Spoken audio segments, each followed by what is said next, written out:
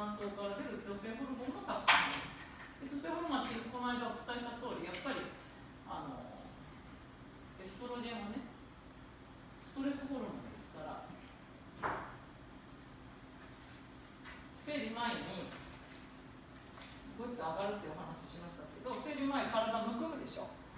これエストロゲンの影響ですね。細胞に水を取り込む作用があります。で、ますます代謝がつくということになります。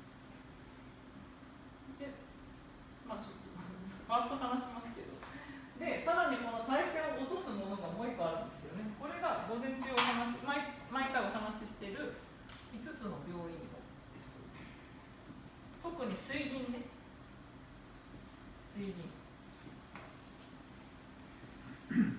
これ歯の金属に使われてるんですよね、詰め物に。水銀が体に入ったり、あと魚の水質汚染で、海洋汚染で海の中にたくさん水銀汚染あります。小さい魚が中くらいの魚が小さい魚を食べ、中くらいの魚を大きい魚が食べ、大きな魚ほど水銀が溜まってるんですよね。で、マグロとかああいう、大きな魚を食べるとですね、体の中についてくる。それが体の中に入ると、こう細胞の代謝を落とすわけですよね。で、5つの病院のっていつも言ってますけど、